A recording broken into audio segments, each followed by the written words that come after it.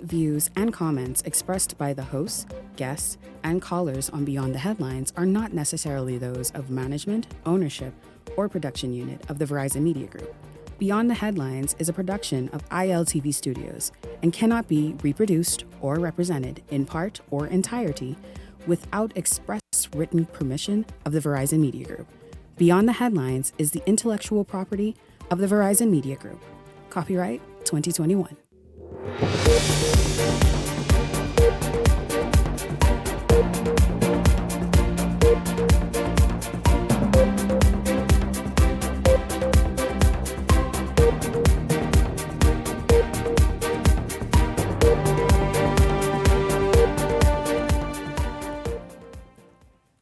Coming up tonight, remember that brawl that saw chairs and more flying across the schoolyard at Doris Johnson Senior High School? Well, several students were charged today. We have the story. Also tonight, a 4-year-old was shot in the middle of a gunman hunting his 16-year-old uncle. That's right, you heard me. Also, Mayaguana gets a new airport, the first in an independent Bahamas. We have the highlights of that for you, and the latest in the standoff between the government and the Grand Bahama Port Authority. It's all straight ahead this evening. This is Beyond the Headlines. Good evening. I'm Shanique Miller. It's great to have you along this evening. Well, multiple students have been formally charged following a violent altercation on the school campus at Doris Johnson. You remember that video last week when we talked about it and saw the fight that was just so brutal and senseless in nature. Linton Ritchie Jr. has been following the story and fills us in. Hosts, guests, and callers on Beyond the Headlines are not necessarily those of management, ownership, or production. 7 students of Doris Johnson Senior High School charged in court Monday after a violent brawl erupted on campus Friday afternoon, sending the school into lockdown as the chaos unfolded.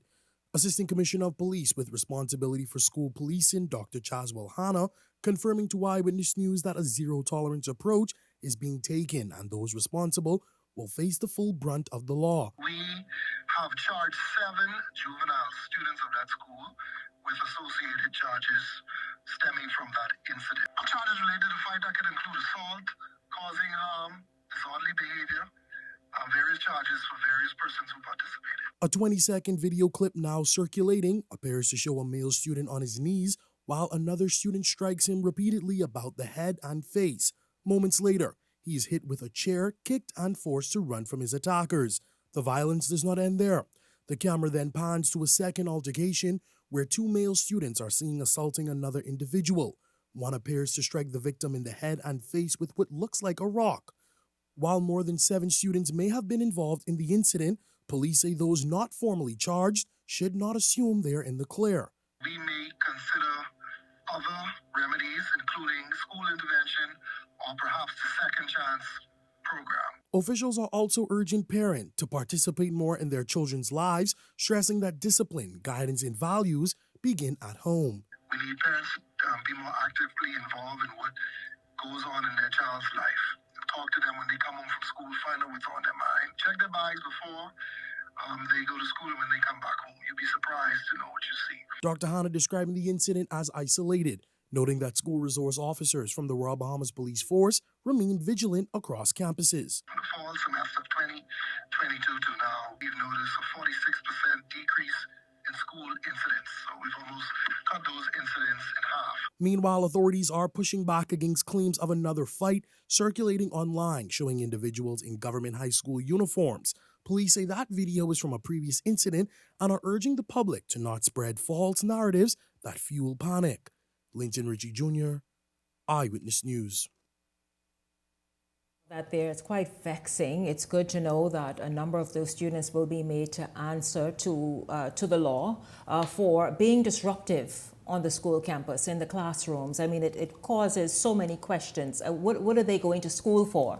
We understand now the national GPA that doesn't seem to move from either the F or if you're lucky, the D, that has been hovering around for more than a decade. 30 years. How many years? 30 years. That, right there. And so let's jump in right there this evening. Welcome to Beyond the Headlines. Beyond the Headlines contributors Cassia Stewart, Michael Turnquest.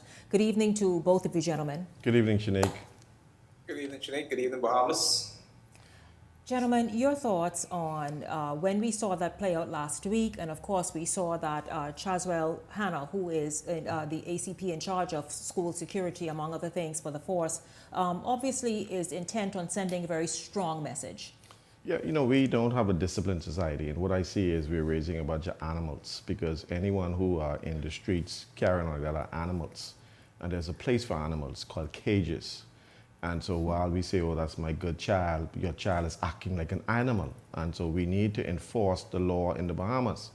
I hear the police officer say second chance. What they need is caning. We need to bring back the caning. When I was growing up, there was caning. When your mommy was growing up, there was caning, and we were disciplined. And we need to bring back the caning. Those young kids, we should cane them, tell their little behinds a saw, and they won't ever think about doing foolishness like that. Right now, every time they figure that somebody got a phone, they want to record, they want to fight.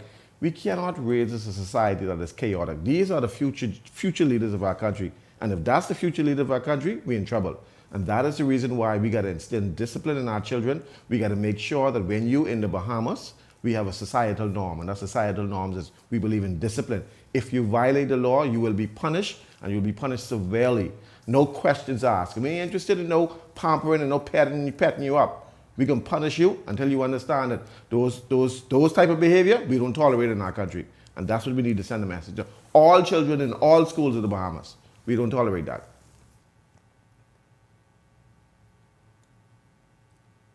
Michael, can you hear me? Yes, Sinead, I agree with everything that Cassie said. And, this is something that's nothing new to our school system. This is something that is ongoing and systemic. It just continues to happen and happen.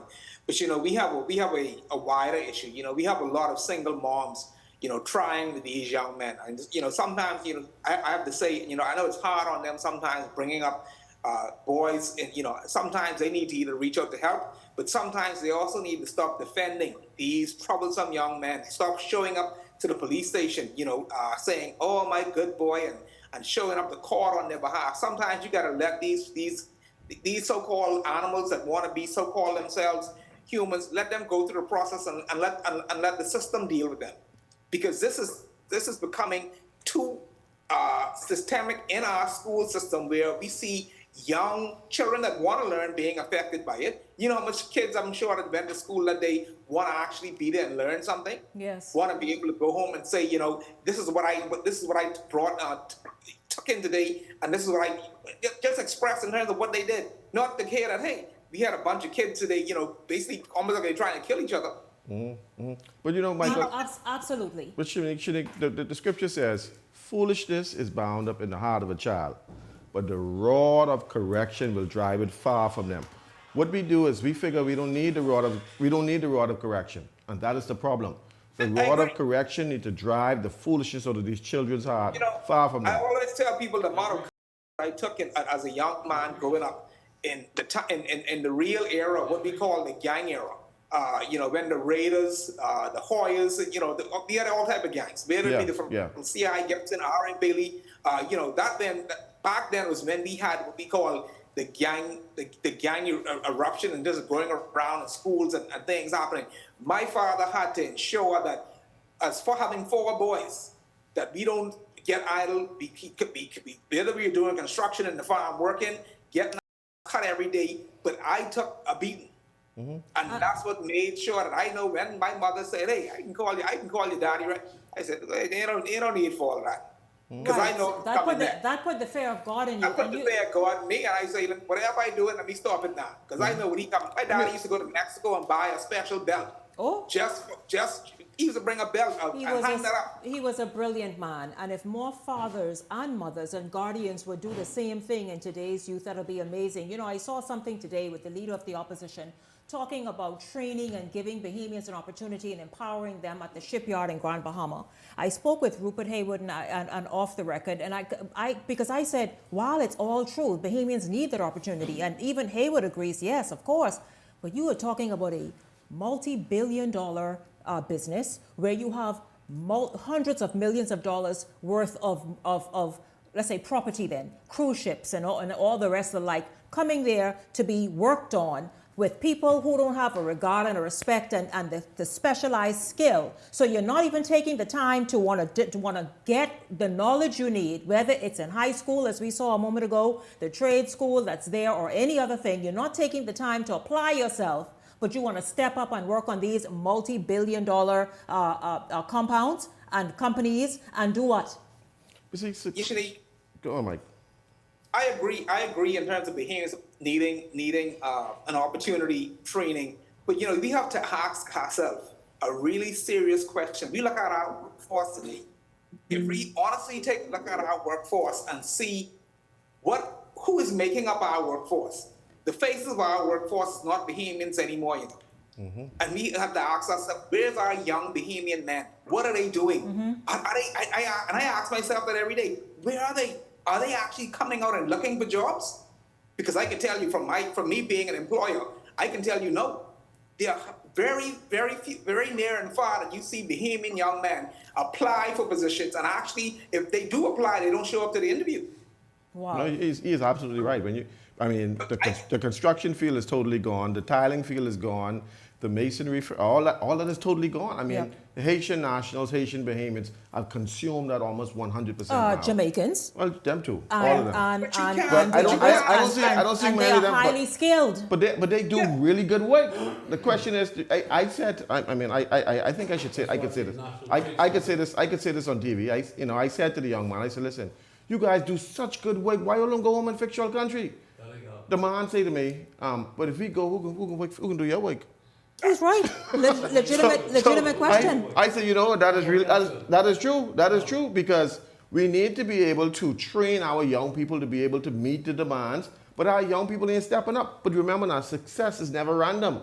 We have to strategically place our young people in these positions. We just figure we could run a society haphazardly and let it flow how it flow. It don't work that way. If you want a successful society, it has to be strategic. You got to know what you're going after. What else need to be strategic? As you said, corporal punishment. Bring it back on schools. Yes, bring it back on campuses, because then if you're going to say to build a nation, and to build a nation requires muscle and might. It ain't just, you ain't gonna wish it. You ain't gonna wish that nation to happen. So therefore, have these children who desire to actually be meaningful citizens of this here nation, have them to show up and be disciplined and understand that discipline is the thing that's going to set them apart and cause them to stand out. Other than that, ship the animals. And someone said, one of the viewers tonight said, you are being very cruel to animals when you call those ones animals who were just carrying on, who we saw the video of. Go ahead, Michael. But they are children, right? And really and truly, that's our future. And we have to really go after them to try to get them on the right path. We can't give up on them. There's no space to give up on them, but we have to do what we can to make sure that we instill discipline across the board in our society. Without that discipline factor, our preamble speaks about that. Without that discipline factor, the whole country collapses. And that's where we fall in now. Or a collapsed society because there's no discipline at the bottom, there's no discipline in the middle, and there's no discipline at the top. We need discipline in our society. Straight across the board, which I agree. But we have to really take a consideration in terms of, something. We know who the troublemakers are in the school system. We can't continue to leave them in there because, one bad apple could spoil them all or spoil many. It's time that you start taking them out one by one, because at the end of the day, all you're doing is you have a disruption inside the system, and it's continuously happening. And if you allow, and the principals and the police at the certain schools, they know who they are. They know exactly. They need to start saying, hey, we need these 5 removed from the school because it's only one day is just going to be a problem with a particular set or a particular 1 or 2.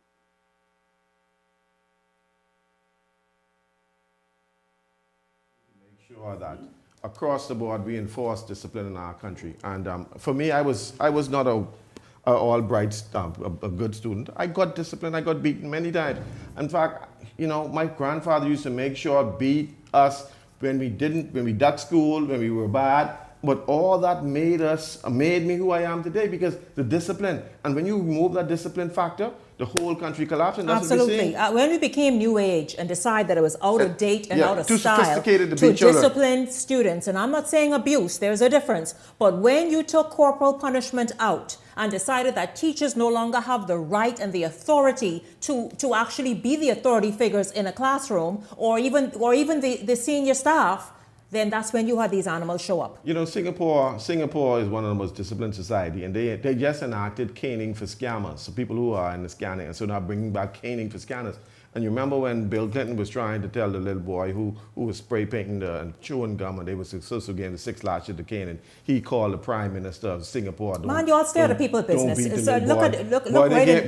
they gave him on cut up to this day. He ain't forget that. And that's what we need. We need to Stay make out sure of people's business and stop trying to these children, indoctrinate the rest of the world you give on them a your cut slack up. on your slack rules. Give them a cut up out of this world. They'll never pick up a chair to throw at another child. Give them that cut up. And y'all parents, I blame y'all parents because y'all slapping up. No slapping up at these children. You got to deal with children firmly because foolishness is bound up in the heart of a child. Only the rod of correction will drive it far from him, according to Scripture, if you believe in Scripture. Well, quickly, I want to go ahead, Michael. You know what my father always told me? He said, boy, if I ever have to come to the police station to get you out of there, it's better they keep you in there. And that's what these parents need to start instilling inside their children, these boys, that, hey, let me have to come get you out of the station. Absolutely. And you know, Michael and Cassius, begin being parents again. Mm-hmm. There's nothing wrong with that. And not friends. You laid and you played, yeah. And so you brought forth. Mm-hmm. So therefore, be responsible for what it is you produced. You know, it's as simple as that. Speaking of, gentlemen, Michael, you have more to say on this?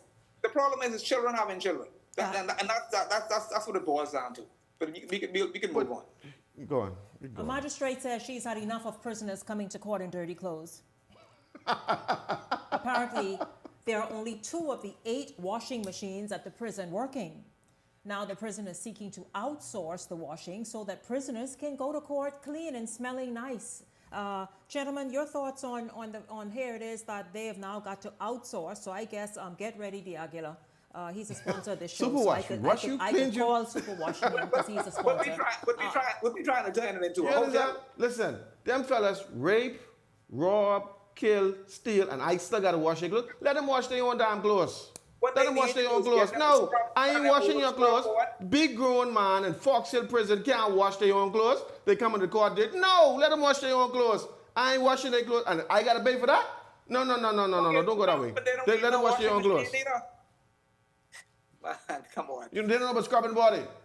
My mommy used to have a scrubbing board. My grandmother had a scrubbing board. Take 6 scrubbing board up there and let them scrub their own clothes. That is too inhumane in today's world. What's wrong with them? Michael, what your thoughts are? Perhaps scrubbing board is too inhumane. It's not a humane action. I mean, we so sophisticated. We stupid. We dumb. We putting our focus on the wrong thing. You know, we worrying with people who are incarcerated, worrying about how they get their clothes. Get them a scrubbing board in the tin tub and a chair to sit down and let them scrub. And let's worry about our school system. Let's worry about our young people we trying to keep out of that place. Let's not try to make that place look inviting. That's the issue. We trying to fix up Fox and make it look inviting that people go and sit up there for a couple of years and say, hey, man, it's nice. Let me get my 2-3 meals a day, get my clothes washed. Clothes washed and folded. All them big man up there, nobody could wash clothes. That's my problem.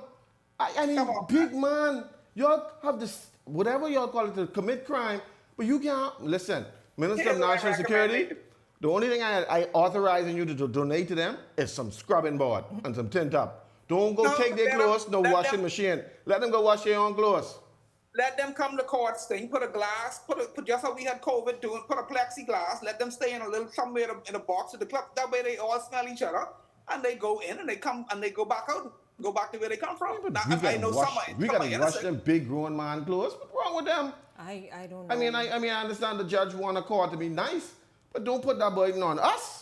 Let them go get them on some tin tub and you know, we used to use back in the day. They used to use Joy, right? Joy or Omo. Remember that? I heard somebody talk. I heard somebody. Omo. You remember Omo? Oh my God. You had some I Omo? remember somebody called that name just recently. Omo. Someone said, y'all don't even know about Omo. That just came to my mind just I now. remember Omo. Listen to me, OMG. Yeah, get him some Omo. Listen to me. Or something. You know what I'm saying? Them other kind of washing powder. Tell the Yeah. minister, get them a tin top, scrubbing board and some Omo, and they're good. That's all they need. Let them go wash their own clothes. What about the bleach? People do the wrong things. I don't think they even need no bleach. Don't get no bleach. They need bleach. They need That's bleaching. the Port Bahamian, Chlorix bleach. Yeah. Not Chlorix. What is that called? Blanco, man. Blanco bleach. That's Blanco. right. Blanco. Derol and some and Omo and Talking about Little wash. festival. Talking about wash their clothes. Little Big growing little man. festival, eh? Listen, don't go anywhere because when we come back, we're going to continue this going. Our 4-year-old is quite lucky to be alive tonight after he was shot, after gunmen apparently came looking for a relative. Beyond the Headlines is back after this.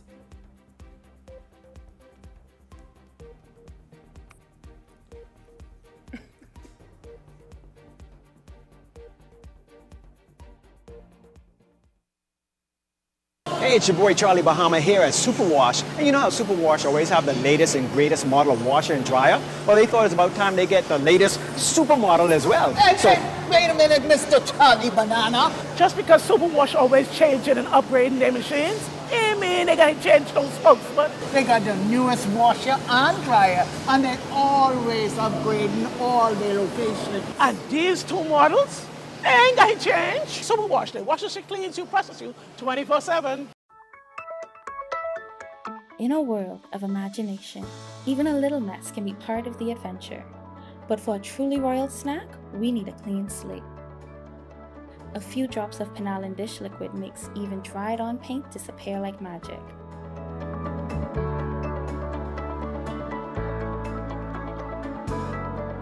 Penalin dish liquid, powerful cleaning in 3 fresh scents.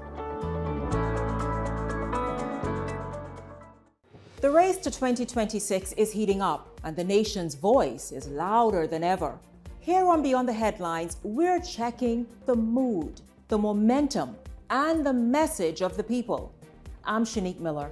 Each week, we're taking the temperature of the electorate to see what's really driving the nation. Who's connecting? Who's cooling off? What issues are heating up ahead of 2026? This is Temperature Check 2026, where journalism meets the nation's heartbeat.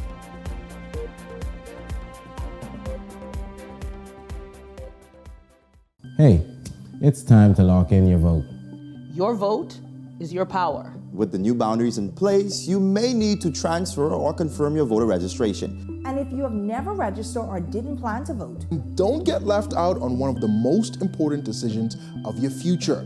Make sure when election day comes, you're ready to say, Your say, your vote, your choice.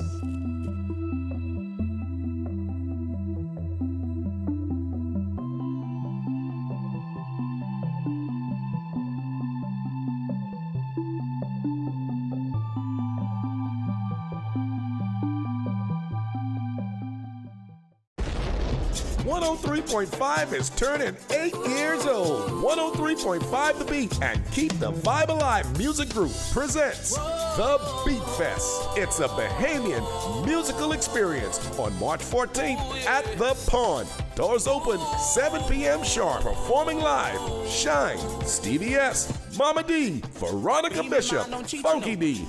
All backed up by The Pond Band. Hosted by Joe Cools, 1K Gaza, and Jess Mo. Music by 103.5 The Beat DJ. Tickets available now at all Beauty Shack locations. General admission, 30. VIP, 75. Get your tickets early. Spots are limited. Sponsored by Mazzari International, The Plug, and The Beauty Shack. And of course, 103.5 The Beat.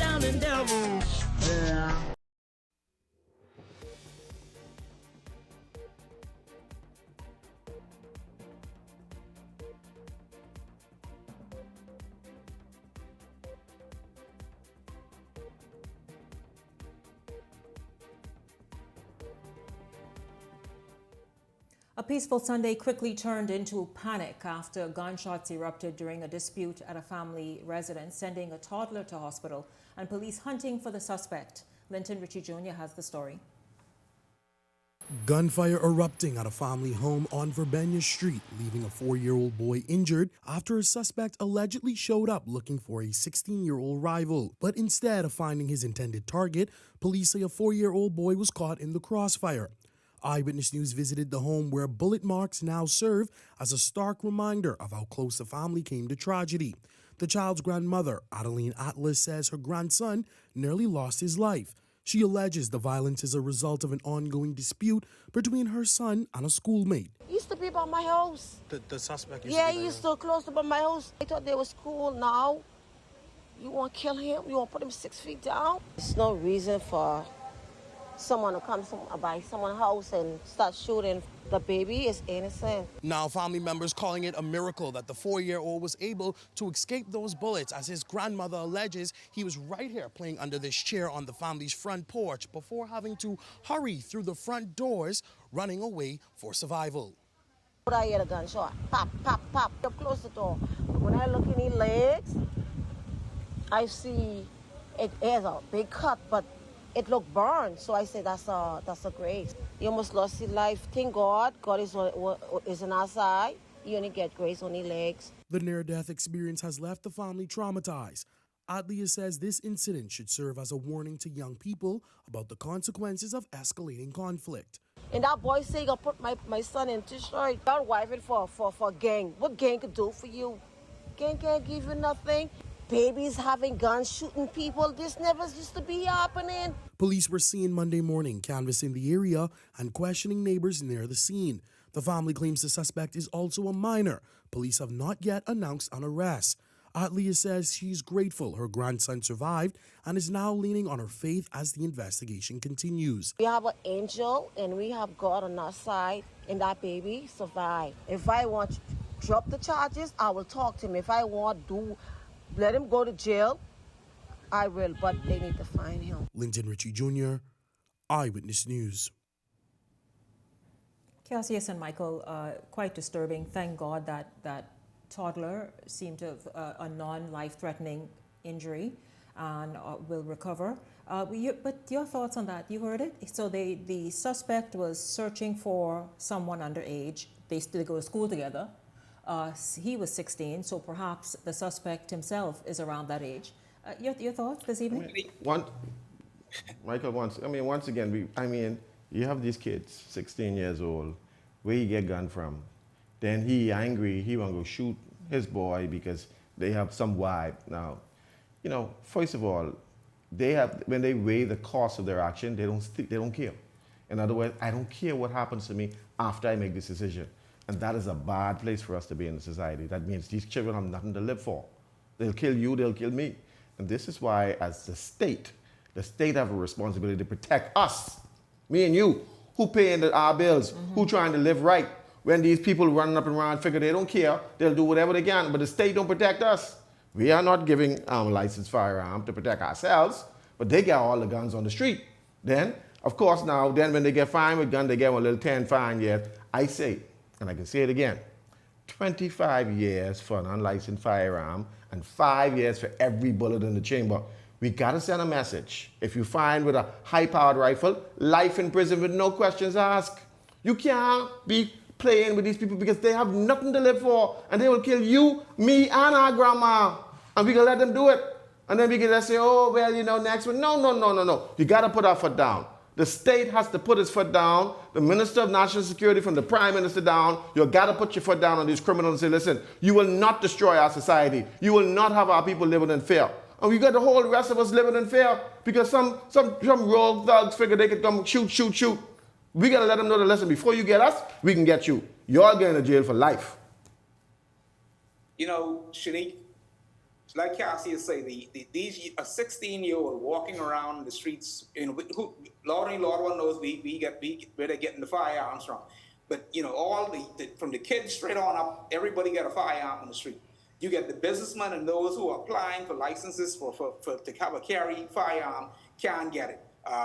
For whatever reason, sometimes you don't get a reason. But it's sad to see that you have young men that are still in high school, being the mindset of these young men, And we have anti-gang units that are all around. They know exactly who are these young men who are getting into these gangs, whatever. We have to start going to these schools and start rooting them out.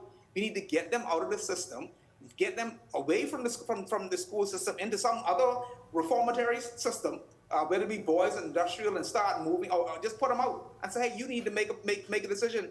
Listen, because Michael, all they are is a disruption inside the system. every police officer wear one big thick leather belt, and they don't use those leather belt no more. You gotta grab these young men and you gotta whop them twice, 3 times, 4 times. Listen, foolishness is bound up in their heart. You gotta understand what Scripture's saying. They ain't got no sense in their head. But see, a gut cut hip will straighten them out. But you know what the issue is? When you have parents, sensible parents, who got their kids inside these schools, who want their kids to go in there and learn something, and when something happened to one of their kids, and the officers get upset, that when parents actually come there to defend their kids because they get troublemakers and they're continuously bothering their kids, they want to be. You have parents who come at children's defense who are the troublemakers in these schools. They are causing havoc in schools. They're causing fights. They're causing, systematic fights. It's just something that's constantly, because kids are being bullied daily. We've seen this over and over, but we continue to allow this. And then when parents parents and students who are there to learn, who actually want to put something in their mind and come up with a degree, when they get tired, they show up to the schools and say, hey, what you all doing? We need no nonsense leaders in our executive and in our parliament. We don't need no one to lotion, pet, and powder criminals. We need to let them know that we don't have no time to play. If you break the law, we will break you. And so the Minister of National Security, he's supposed to say, listen, we coming after all of y'all, and turn the whole country upside down if you have to. We have to get this right, because what happened? Innocent 4-year-old, a young child was 4 years old, almost shot, dead. And then what we can say, oh, that's another one dead. These young people have nothing to live for, but we got to let them know to listen, you ain't going to take our country from us. Before you do that, we coming after you, because there's a lot of us who pay our taxes, who are law-abiding citizens, try to make sure do what is right, and we got to live in fear. Like Michael said, we can't even get no protection for us, but they got all the guns on the street, and we allow that to happen. Get the system but we get corruption in the system. We get corruption in the system also. That's basically, I would say, not allowing law-abiding citizens to get what they deserve. I mean, they threatened me and Shanique. Get the system. I mean, we've all been threatened. I mean, someone threatened to kill me and Shanique, but we still ain't get our protection yet. Come on. So, I mean, listen, I say it on TV, yes, it happened. But, we got to send a message to criminals that there is no place for this undisciplined society. In my house, you can't play that in my house. My house, I am the government in my house. I ain't got no time to discuss nothing. This is the law. And ain't no debating the law. The problem is, when God gives us the 10 commandments, we think that's the 10 suggestions. It's no suggestions. That's commandments. No, Cassie, it's outdated, because people have become wise now. You see, we too smart for God. That's, but those rules are not suggestions. These are commandments. We got to do it. Questions are, you don't debate with God. You don't debate with him. Society, because later on we'll talk about the about $2 million investment in a new airport in Mayaguana. Well, thank God the islands are still largely quite pristine and beautiful to live. But what I'm saying is, we continue making these investments and don't have it accompanied by strict law and order. And I'm not talking to have an authoritative sort of society. I'm saying, though, a society where respect and honor and respect for mankind and one another is the rule of the day. It's as simple as that. Reintroduce those things that once defined this nation and set this nation apart. I can leave one question. What good is all the opportunity if there's no one to take advantage of it? What good is it? We can have all the opportunities. We could have Freeport doing the shipyard, and Mayaguana doing the this, and Auckland's doing the that, and we ain't got not a soul in the Bahamas to take advantage of it, because everybody doing their own thing, everybody rogue, there's no discipline in society, and the whole thing collapse. You got to be able to create people to take advantage of the opportunities.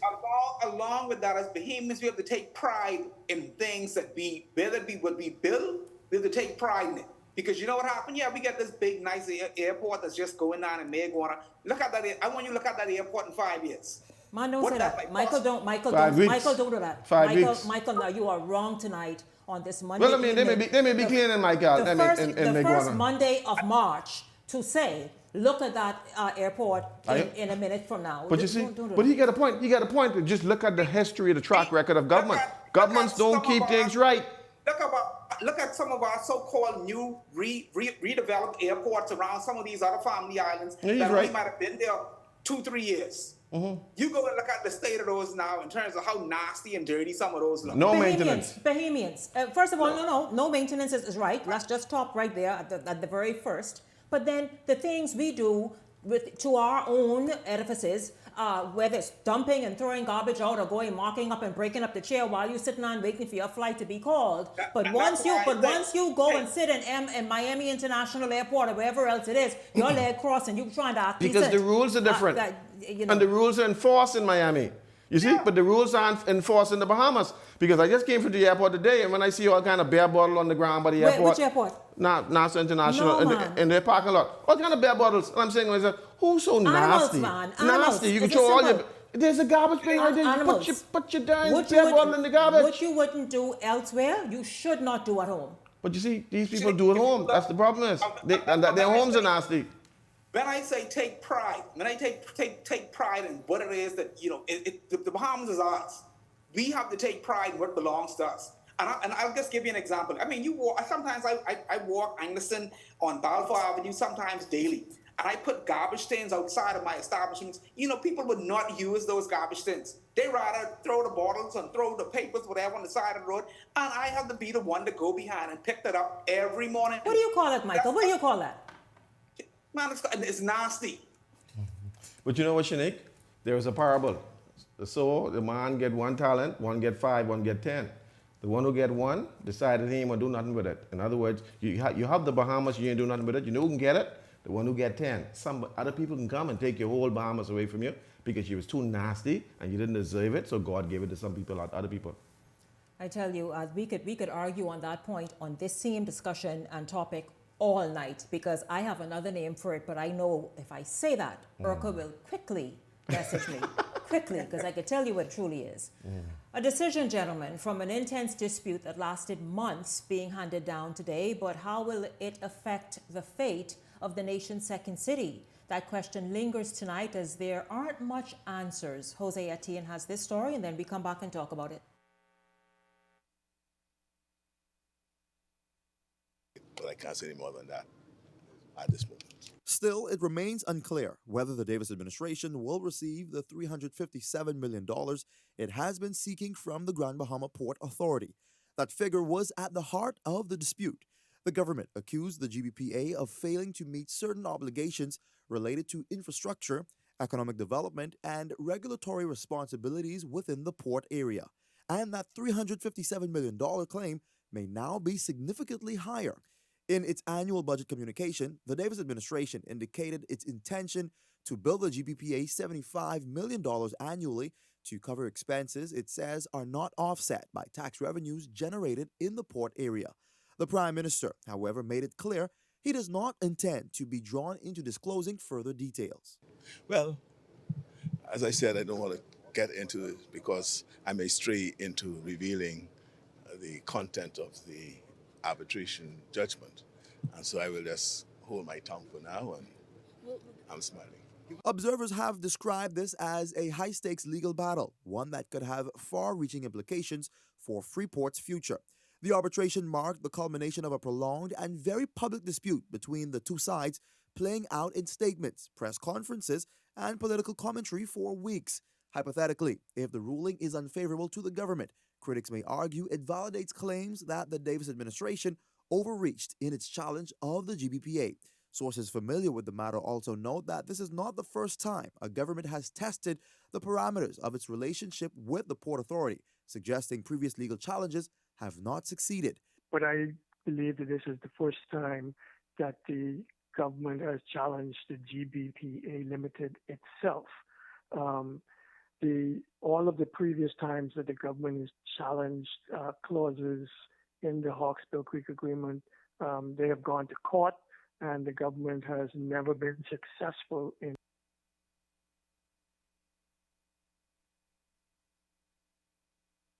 the president of the Grand Bahama Chamber of Commerce says the government has never been successful in I guess, going against the Grand Bahama Port Authority for whatever it's owed. This time, it's in excess of $300 million in outstanding taxes. Gentlemen, should the government kind of leave that alone based on all that the Grand Bahama Port Authority says it has on the drawing board and in the pipeline to help stimulate the economy of Grand Bahama?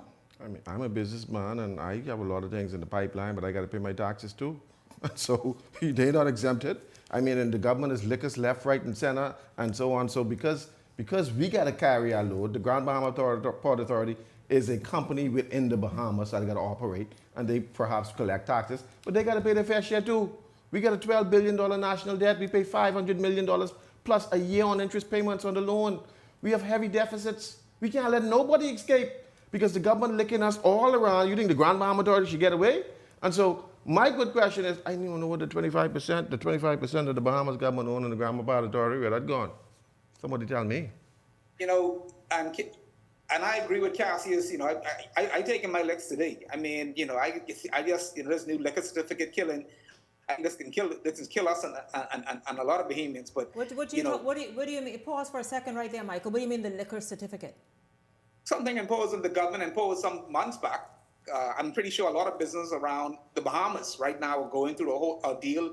I don't know if the government knows exactly what they're doing as it relates to, you know, the new laws that they put in place as it relates to restaurants, bars, and hotels. You got to be this amount of feet from. Oh, you're talking about the new law about not selling liquor in certain jurisdictions type thing. But which should apply to new business coming on stream, but now they seem to be applying it to, you could have been around 30, 40 years, and they're now telling you, hey, we're not giving you this, we're not giving you that. I mean, this is something that's clearly not thought of. And, you know, and I'm now going back to, going back on topic with the Grand Bahama Port Authority. You know, what I'm skeptical about is the unknown. Like Cassius just asked, where's the 25% that the government's supposed to own? Nobody knows. Nobody knows. Why is this arbitration all of a sudden now in secret? You know, it's a lot of unknowns to this, and, you know, we can sit here and talk about, Grand Bahama, but we don't know what all concessions was ever given that we just don't know about. And we don't if the government has went after them multiple times and have lost, it's obvious the government isn't doing their homework or don't know all of the actual. They don't know the unknowns why they keep going to court, going in arbitration, and coming out without a win. I think the Port Authority may have been able to operate blindly, and the government doesn't really know what type of revenue they bring in, because had they known, then we could have really made some proper decisions. But I think everybody got to pay their fair share in the Bahamas, because it's the Port Authority concept, because I'm getting this from someone who knows Grand Bahama well, because they're in Grand Bahama, says, listen, the Port Authority concept is destroying Freeport in Grand Bahama. Is it a model that's outdated now in 2026? See, my problem is the government of the Bahamas don't have the necessary skill set within its ranks to be able to run nothing. Because we can't even run a simple airport. We leasing out all the airports for PPP. That's the dumbest thing. You should never lease out your airports. Your airports are national security. But how are they supposed to get fixed Because if you lease it to me, you give it to me for $20 million. You got $20 million as the government. You could raise $20 million and inject that into the business, and then also use service fees, parking fees, and all the airports. I just came from Governor's Harbour Airport. Everybody parking for free. But you want a new airport? Let them pay for parking. The problem is that we continue to run governments like some mom and pop shops, and we don't want to employ the brightest of the brightest, ensure that, the job is being done right. It goes back to education and our young people coming up. At the end of the day, you have a small pool of people that we're choosing from in terms of from the employment standpoint. So then you have, at the end of the day, we get foreign companies who are going out looking for the best of the best, whereas governments, we just want to say, hey, yeah, you say you need a job? Oh, yeah, go there. I mean, just think about it. I mean, the difficulty of, most of the people who make these laws are not in business. It's like professors who telling students what business they should go and do, and they never start no business before in their life, right? So they know the theory, but they don't know the practical. And so the people who make these laws don't understand what the business people on the ground go through, because, I mean, for me, in Eleuthera, if you bring a container in from China, it's $10,000. But to ship that same container from Nassau to Eleuthera, you got to pay another $10,000. Why is the government allowing that stream just from Nassau to Eleuthera? We subsidize all of the mailboats. The mailboats charging almost $4,000 just to ship from one point to the next. That's crazy. And so the government needs to say, listen, we got to regulate these industries because we got to help the small businesses on Eleuthera, on Acklands and Andres. But the shipping companies are killing them straight up. And they come back to us as the taxpayer saying, hey, you're subsidizing us, we need some more money. No, if you can kill all of the people who bring in and import and all these products, then you should be able to handle your own. But listen, this is what we do. But this is what we do, hold on. We give Bahama and Atlantis up for $5 million a year for marketing and advertisement.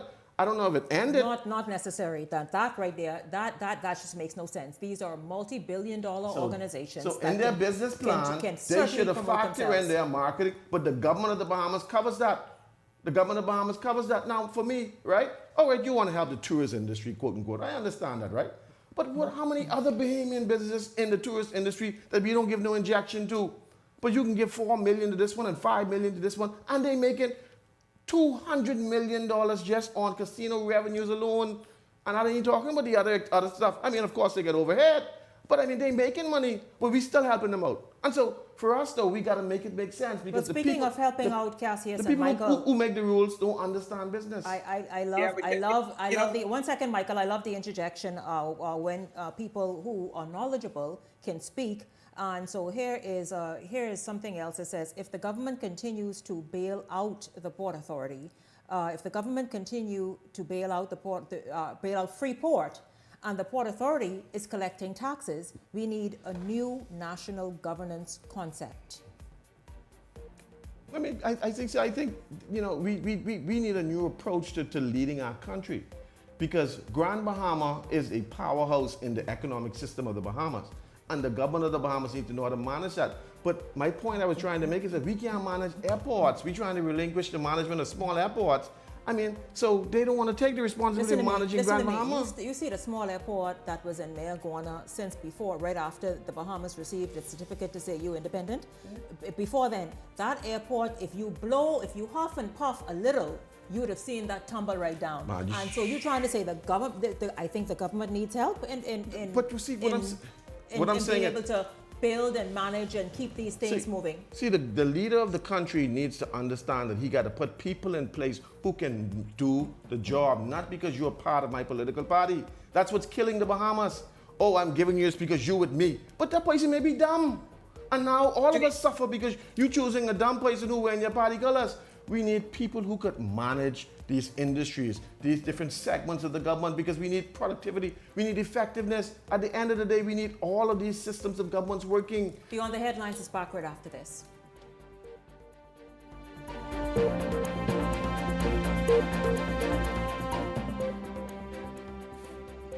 A partial decision has been made, but I can't say any more than that.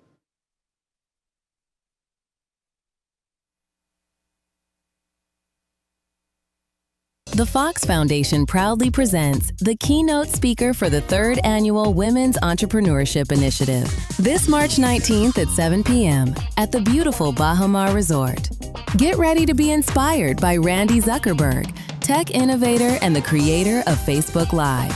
She revolutionized real-time digital engagement, empowering individuals and brands to broadcast instantly to global audiences. And now she brings that innovation and insight to the Fox Foundation's 3rd Annual Women's Entrepreneurship Initiative, March 19th at 7 p.m. at the Bahama Resort. Under this year's theme, Give to Gain, join us for a night designed to inspire growth, spark opportunity, and strengthen the future of women in business. Play for fun, not for funds. In the Bahamas, we play hard, but we live smart. We love a little competition. A little excitement, a little thrill. And at Idle Luck, gaming is all about entertainment. Shared moments, celebrating the wins, and enjoying the experience. The key is simple.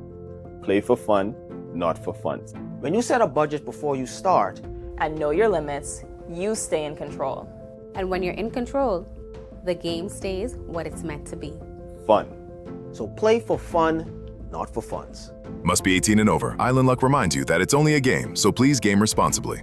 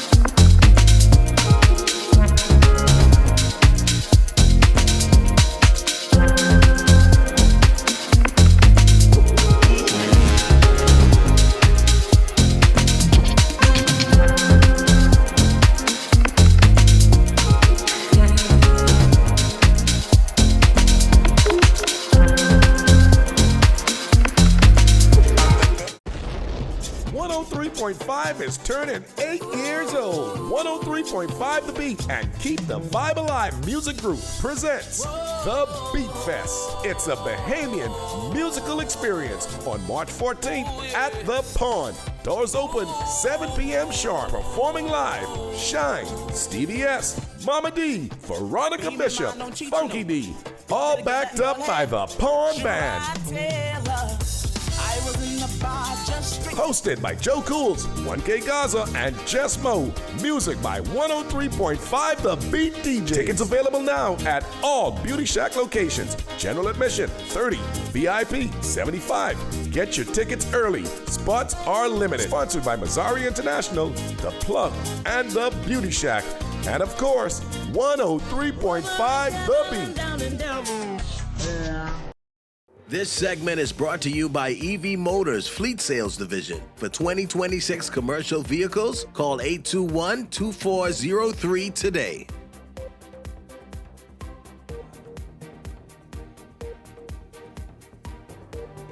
Cassius and Michael, viewers are saying a bunch of dumb groupies on both sides of the political divide while ignoring the real talent that's going to help move us forward with ideas that are necessary.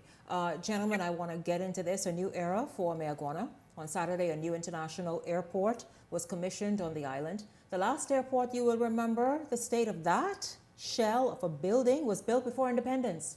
The new airport and an aviation spec ambulance, part of Backswin, are now on the island of Mayaguana. It's a dream locals hoped for years. Danielle Dean was at the commissioning ceremony and has the story. Mayaguana residents used vehicle headlights to guide a landing aircraft after runway lights failed in 2013.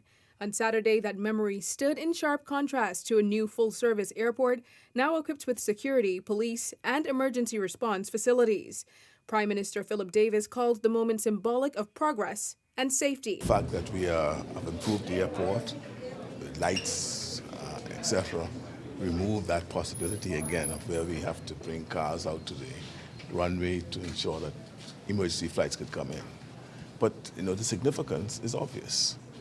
You have a terminal, you have connectivity, and all of that will bring people to the islands and in a safe and secure manner. Home to fewer than 300 residents, Mayaguana has long relied on mailboat service as its primary connection to the capital. Officials say the new airport will improve access, boost tourism, and create economic opportunities. Opening new cargo, air, sea, creation of industries, including commercial fishing. I've envisaged one day that we're going to be flying seafood out of here to Brazil directly. You got the airstrip to do it. The project forms part of the government's 14 airport expansion plan, also targeting Abaco, Bimini, and Ket Island. The Prime Minister maintains no island is receiving special treatment.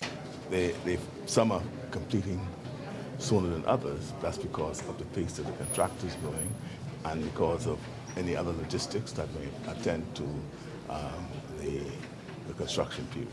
Chairman of Mayaguana Island Developers, Stephen Roy, who has been involved in the project for more than a decade, says completion of the terminal is a turning point.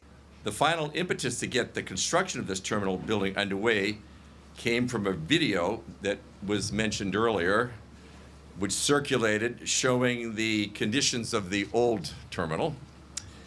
And on seeing that, I wrote to the Prime Minister and the Deputy Prime Minister and committed to begin construction of this terminal. The airport was completed in December and received full power in January. While officials anticipate a steady stream of investors, residents say the true test will be whether regular airlift and sustained economic activity follow. Danielle Dean, Eyewitness News. And so, gentlemen, you see that there a brand new airport. Mayaguanians, I think, are very, very happy for it. It also meets international ICAO standards because present with that opening was also the official introduction and commissioning of a brand new aviation spec ambulance, something that is very important to allow for growth, for real growth to happen with increased airlift from all around the world. Gentlemen, your response to Mayaguana having its opportunity? Well, we're glad for the new infrastructure in Mayaguana. We know that the I group was down in Mayaguana and they were having a number of challenges, and this plan was on the drawing board for a little while, I think under Ingram administration as well, to Christie and Ingram and so on and so on and so. But I'm happy that we finally got some sensible airport in Mayaguana. Now, I just want you to, whilst we're talking about this, I just need you to just cut down the tree that's growing in the window, in the clinics, in Auckland. We can't have the clinics. What's happening in Auckland? But Cassie, stop it. Stop. Listen, the clinic. They sent me a picture. They sent me a picture of the tree. It's Where's like the picture? in a bad state. I can send it to you, but it's in a bad. I mean, and my children love Auckland, so they go down and say, "Daddy, you can't believe this, the clinic." And so we got to be able to provide across the board proper services for all Bahamians, no matter where they reside, whether it's Mayaguana, Auckland, Crooked Island, Long Key, wherever. Give them proper service and to make sure that they have the best. And so, thank you so much, Mr. Davis, for making sure this happened. Now let's make sure that the rest of the islands get the same kind of treatment. Shanique, I'm happy to see for any family islands, especially those that have airports or terminals that look like the way that Mayaguana would have looked before this one. I'm happy to see that the family islands are getting the attention and the infrastructure that's needed. Across the board. Long Island, hopefully, we'll be seeing our airport hopefully sooner rather than later, along with other infrastructure upgrades, whether it be the ambulance and other, things in terms of fire trucks. But, one thing I want to stress, I really wanted you to be the ambi for Long Island. But now I want to stress something. We get all these new things. I just want to insist, and also you put the I guess the some sense of I'm gonna get back the sense of pride on the islanders to ensure that these things are upkept, they're kept clean. Repairs are done. That's so true. Regular maintenance are being done, whether it be on the fire truck for the airport. Just make sure, make sure the islanders ask the question every couple months, because sometimes the government is just play forget. But the thing is, see, and Michael, this is why I said to Cassius, I believe it has to be that collaboration. Here's why. Backswin is responsible, and not just that airport, around the Bahamas for those emergency response vehicles, and it's going to be much more than that. Imagine if the government had to go and have to be responsible for those as well. They would have been missing a tire that was flat for a long time and nobody could fix it because they didn't have the authority. Then there's no, that size tire ain't on the island, and then you can't bring it on the boat. Listen, I think this works for now. Gentlemen, your thoughts? Well, Shanique, I know we ending now, right? Yes. But I just came back from the island where the Gullah Geechee first landed, where all our ancestors landed. And that is, guess what island it is? Eleuthera. Yeah. That is the #1 island in the Bahamas. That's the capital of the Bahamas. Listen, Clifford Sands, Rodney Pinder, them, they say they watch you every night. And so we got to say hello to them. They say they love you. Hold on, Mike. Hold on. Let's put a left, sir. Eleuthera is stunning. You all got 3 airports down there. Eleuthera? You all got 3 airports down there. Eleuthera is the capital, though. What's the former capital? No. You all need to have one central airport. We got that. Governor's Harbour. No, one airport. That's all you all need. You know what's the fastest growing island in the Bahamas? Eleuthera. Nassau. Eleuthera. Look at Michael Mark. I tell you, Michael Mark. It's freedom. It's the island of freedom. I can't take this because they got 3 whole airports under renovation. You got certain islands can't get 1. I think, Michael, believe me, so I was there in Mayaguana as well on Saturday. I'm telling you what I heard, other airports are in line. Perhaps Long Island as well. They are, but I'm saying Eleuthera has 3 that are ongoing renovations concurrent. Yes. But listen, we can fight next week. They need to put y'all down to 1 and go do 2 weeks in other islands. Eleuthera has North